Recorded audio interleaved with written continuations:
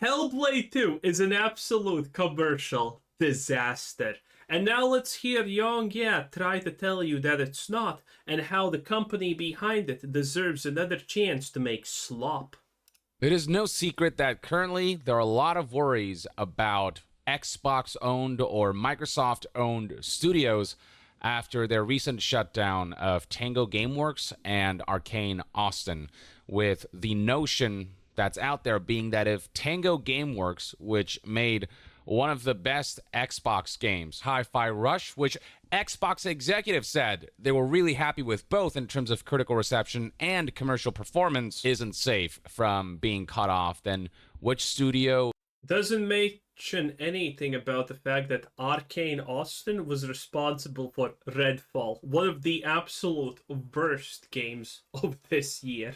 is, and which studios are potential prospects for a shutdown if their games don't perform to certain standards and expectations.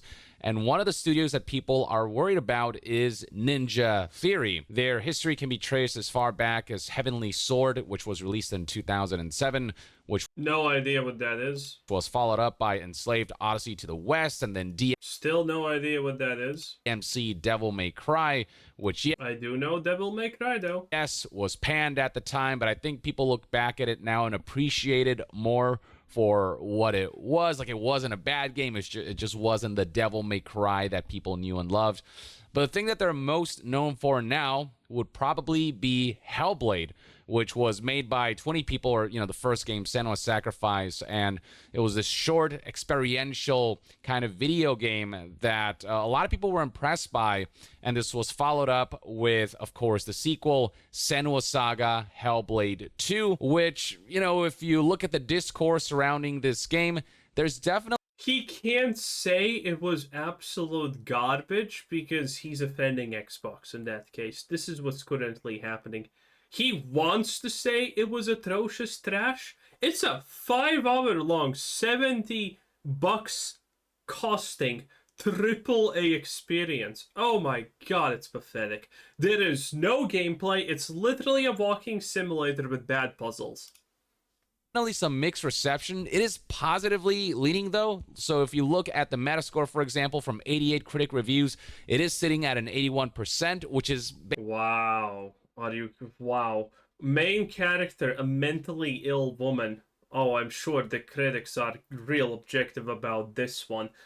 basically the same score that Senua's Sacrifice, the first game, had, from 71 critics. If you look at OpenCritic, 80% of critics recommend it. It's got a score aggregate of 82%. And on Steam, the user reviews are actually fairly positive, sitting at 88% from over 1,200 reviews. So if you look Now, the problem with that is the fact that no one bought this game. Because everyone saw the writing on the wall. That's why there's no one actually, trying to critically acclaim this game. Because all the people who are trying to do that are Xbox shills for the most time. So they're not going to say, oh, Xbox game bad. They can't do that. They're going to get attacked by their own fans if they do that. And no one else bought it. No one else bought it. This thing maybe has sold 100k copies. Look at online discourse, you can definitely see some mixed feelings about this type of experience. Some people appreciated it for what it was, even if it was a short, more sort of sensory and simple kind of game that was more about sort of the presentation and what it evokes and all these things, while Yeah, they effectively tried to get away by adding zero gameplay and zero story and just trying to rely on graphical fidelity. Good luck. others would have preferred more in-depth gameplay and an expansion to what the first game did, just something more of a significant. Imagine saying that, well, maybe people want game in their games? Man, Young, are we trying to fall low here today, are we? Significant step forward as far as the gameplay aspect goes, given how long this game took to make. I sit on the more positive side of the fence, where I appreciated it for what it was. I kind of knew what it was going into it, but I think some of the criticisms surrounding its flaws and maybe its shortcomings are totally fair, and so that discourse is going on. But a lot of people are wondering whether this game will sell well, whether Ninja No. Theory's future can be secured, because regardless of what you think of Hellblade, I think it's safe to say that Ninja Theory is like a really interesting development studio, and I like their stance of like following their heart and making what they want I have absolutely no respect for making trash and thinking that trash needs to exist in this world. to make. I do think that Ninja Theory is a development studio that needs to be nurtured. I think with every project. I honestly respect more Twitter crypto advisors than this kind of mindset from a gaming company. They're striving for new things, trying to push new boundaries, and they tend to think outside the box and not chase trends and all these things. And I feel like in the long run, they can eventually make like a blockbuster hit if the owners of this studio now, if given enough time, everything is possible. If time is infinite, then everything will happen at some point, because the odds are just gonna be that high at some point. Microsoft and Xbox, let them, whether you enjoy a type of experience like Hellblade 2, I think there is no doubt that they're not like an incompetent studio or a studio that doesn't have their heart in the right place. They make really interesting stuff. How can they make really interesting stuff but it flops?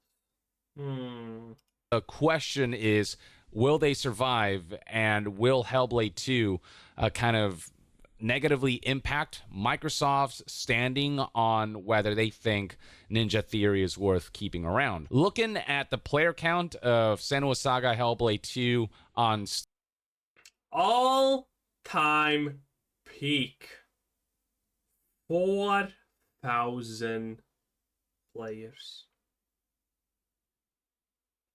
This is just sad. Steam DB, you can see that the all-time peak numbers are not looking particularly great for the PC version, sitting at... I love how he just tries to put everything in the most generous, best context or lighting that he had.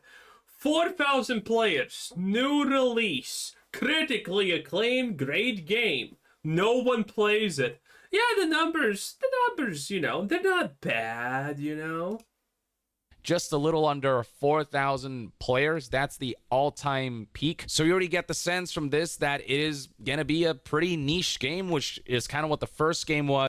The game's shit. Well, it's pretty niche. Exactly, like Suicide Squad. Now, I don't know what Xbox numbers look like, but even if they are substantially higher than Steam numbers, I don't think it's to a degree where it's going to be like this huge mega hit that's going to push a lot of Xbox hardware units or tons of new subscribers for Game Pass. And it's also worth considering that on Steam, its all-time peak is even less than that of the first game, Senua's Sacrifice. Yeah, that's pretty impressive. Game's all-time peak concurrent player numbers for Steam is sitting at 5,653 players compared to the sequel's 3,982. So, knowing this information, by the way, and looking back at the fact that only 80% of critics were positive about this, you know what that means? 1 in 5 super fans still dislike this garbage dumpster fire. That's what this means. 1 in 5, not fans, not players, but super fans dislike this garbage dumpster fire. 2 players. So already you can get the sense that Senua's Saga Hellblade 2 may potentially be a financial disappointment. It took a long time to make. I imagine that a good amount of manpower, resources, and money was poured into it. It's not at the level of some of your, highest budget AAA games, but, there was definitely a significant enough budget behind it where it may be that this game needed to sell more copies than what these numbers indicate. And then you consider the fact that Tango Gameworks released a game that was more universally beloved and also had higher all-time peak concurrent player numbers on Steam, suggesting likely higher sales than what Hellblade 2 may potentially accomplish. It's looking like Hellblade 2 may potentially perform worse than Hi-Fi Rush, and Hi-Fi Rush's studio was shut down. And so if Hellblade 2 is potentially performing worse, does that put it at risk of Microsoft deciding that they need to cut on certain aspects? Hopefully, yes. Of Xbox and Ninja Theory potentially being a prime target because I love this stance. Oh, they made a game that no one played and liked. It's nation amazing. You better not fire these developers that brought you this pile of garbage. Because they're amazing. And yet at the same time, games cost too much money. Make the budgets for them smaller. Young, you're literally in the same breath asking to fire people to make the budgets smaller. But firing people is bad. Communist China has its way, boys. while their games are very creatively fascinating, they're just not pulling in the numbers that Microsoft needs to make up for the $70 billion hole that they kind of created when they bought out Activision Blizzard, and the fact that the Xbox operations has scaled up significantly now that they've acquired all of these studios. So they have to make up for the expenses surrounding these acquisitions and the recurring expenses of maintaining these studios. Something like Ninja Theory probably won't contribute as much, and it's in part why, say, Tango Gameworks was shut down, because its numbers just don't make as much of a dent in terms of making up for the newfound expenses. Even if Phil Spencer and the Xbox team value Ninja Theory and would like to have them for the long term, if the higher-ups above Xbox, Microsoft, decide that they want to make cuts and that Ninja Theory needs to go, that is a possibility. There's a non-zero chance of that happening. I'm not saying it's a sure thing. I'm not saying that Ninja Theory won't get another chance or anything. But you can sense palpable concerns and uncertainty, especially since after Xbox promised that they were all about nurturing all of the studios that they've acquired and how much they appreciate smaller projects like Hi-Fi Rush. Imagine buying into the classic corporate lie of we value everyone, everyone's our family, now work extra hours for zero pay. Imagine buying into that. Only for those promises to be broken by Microsoft's financial necessities. At that point, it's like you never know, no matter what Microsoft or Xbox say about how much they value certain game studios, which ones are in danger and which ones are not. I also love the contradiction in this logic, by the way, because the logic is like this. Oh, Microsoft is a big company, so they should not fire anyone, right? So, okay, so something's gonna bleed them, something else is gonna bleed them, they're gonna lose money, and at some point, because of that, well, they're gonna lose so much money that everything needs to be shut down. And at that point, Young would probably be like, bad decisions from their heads, the CEOs and the people in charge, led to this outcome. Oh, it's so dumb. Such concern about Ninja Theory's fate right now that this message right here, which was posted by Ninja Theory's official Twitter page shortly before the launch of Senua's Saga Hellblade 2, or around the time that it launched, where it's basically just a big thank you note, just expressing gratitude and pride in the fact that they managed to release this game and highlighting sort of what their core pillars and tenets are. This was perceived as almost like core pillars and tenets. Are you kidding me? The guy who owned Ninja Theory originally and got bought by Microsoft, he's literally currently taking a multi-million-dollar expensive yacht around the world and having fun with 18-year-olds. It's on his Instagram. That's the core belief pillar this game is based upon. I like it.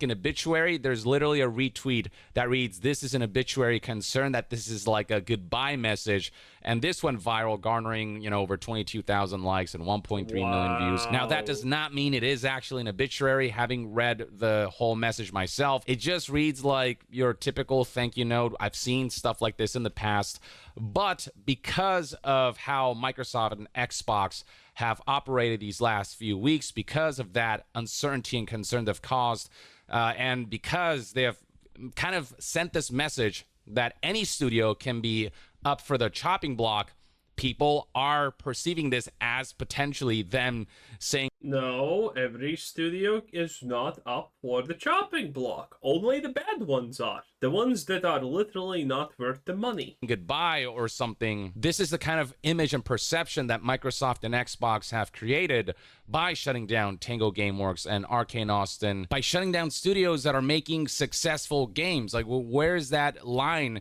in terms of what makes you safe from being cut and what doesn't? By breaking promises around Probably actually, being good at, what you were meant to do. That's probably a big thing. this idea of them being all about nurturing studios and appreciating smaller games and development teams. Now, Ninja Theory does seem frustrated at the insinuation that this thank you message is an obituary, that this is them basically hinting that the studio will close. They're actually hiding messages or replies and tweets insinuating that this is a studio closure letter, that this is indicating that this might be the last game that they make, or that this is indicating that the studio will close.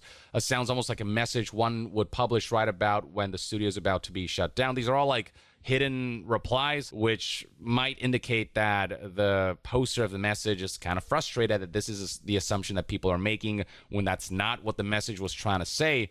But the fact that the message is being perceived as such says a lot about the optics of Microsoft and Xbox, how it feels impossible to trust that Microsoft and Xbox won't shut down studios like Ninja Theory, which are not too far off from the likes of Tango Gameworks. Now, there is hope in the form of Jess Corden, who is an editor for Windows Central and covers a lot of Microsoft and Xbox related news. And he apparently has sources indicating that their next game, Ninja Theory's next game, has already been greenlit, and he states adamantly that the game being greenlit doesn't actually mean it's happening, by the way. You can greenlit the game, every developer is still getting paid at that point, so it doesn't matter. You can shut it down at any point. It doesn't matter. You can have greenlit one project for a studio or 100 billion projects for a studio. The studio can still get shut down at any point. It doesn't make a difference. The thank you note was not a goodbye message like some are spinning. And that greenlit game is not Project Mara. That's another game that Ninja Theory is working alongside, whatever their next major project might be. Project Mara, for those who don't know, is a horror-centric game that Ninja Theory is making, described as a real-world and grounded representation of mental terror based on real-lived experience accounts. And Jesus, didn't they already fail mental terror, especially with Hellblade too? And oh jeez. In-depth research. The aim is to recreate the horrors of the people who played Hellblade 2 are saying the mental anguish and blah blah blah that the character experiences is more annoying than confusing and whatnot. It's just stupid. Mind as accurately and realistically as possible. Project Mara will be an experimental title and a showcase of what could become a new storytelling medium. So it sounds like it's going to be very much a psychological horror kind of experience. And given how much Ninja Theory specializes in like presentation, I'm very curious to see how this game turns out. But Jess Corden states that, according to his sources, in addition to Project Mara, Ninja Theory's next game has already been greenlit. This is not Ninja Theory pitching a game. They've already made the pitch, and Microsoft has approved the game, and that game is now being developed. It's being worked on. So maybe this is a project that Microsoft and Xbox will look forward to seeing released, and so Ninja Theory will be in the clear as far as potential shutdown situation is concerned. But at the same time, you never know what can happen during development, even after a project is greenlit. In the middle. Oh, by the way, a neat little thing about greenlighting projects is this. Now, every project when greenlit is going to go through a very specific phase of things that need to be happen. Well, they're expected things that are going to be done, right? In some situations, this does happen mostly in not gaming related things, but in typical business in your everyday workplaces. Someone is about to get fired, but you want them to actually do a little bit of a thing. So, you get them into a project and they need to design this thing at the start. They design it and then bam, fired. It does happen. It's a pretty nasty thing to do, but yeah, that's a real thing. It does happen. of a game's development. We have seen games getting canceled. We have seen studios getting shut down midway through. That is not an impossibility either. I hope that's not the case. But, you know, there again is a non-zero chance of that, especially given Microsoft and Xbox's recent closure of studios that they promised they wouldn't shut down. While the fact that a next game has already been greenlit makes it less likely that Ninja Theory will be shut down halfway through development, that doesn't mean that it's something that we should completely rule out. And even if, you know, Xbox leaders and executives come out and say, oh no, Ninja Theory is totally safe, we would never shut them down. Okay, Young, that's enough. Ninja Theory, your favorite company ever, I know. Young, yeah. I'll see you guys next time. Woo! Young out. out. That was Young. Thanks for watching. Have a nice day. Bye-bye.